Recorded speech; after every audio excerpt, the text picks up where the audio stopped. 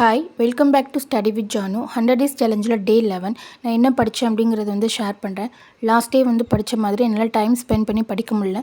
So நம்ம படிக்கிறது வந்து ஸ்கிப் பண்ண வேண்டாம் அப்படின்னாலும் நம்ம ஏதாவது படிக்கலாம் அப்படின்னு சொல்லிட்டு ட்ரை பண்ணேன்.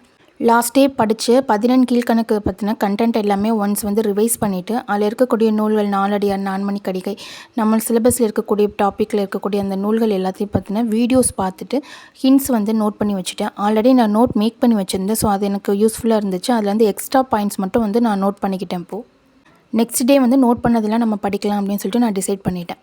நிறைய பேர் என்கிட்ட கேட்டிருந்தீங்க, ஒரு நாளைக்கு நீங்கள் எத்தனை மணி நேரம் வந்து படிப்பீங்க அப்படின்னு சொல்லிட்டு. நான் வந்து அந்த மாதிரி ஃபிக்ஸ்டாக வந்து வச்சுக்க மாட்டேன். ஏன்னா பேபி இருக்கிறதுனால அவங்க ஒரு நாளைக்கு எந்த மாதிரி வந்து பிஹேவ் பண்ணுறாங்களோ அதுக்கேற்ற மாதிரி என்னோடய ஷெடியூலை வந்து நான் மாற்றிப்பேன்.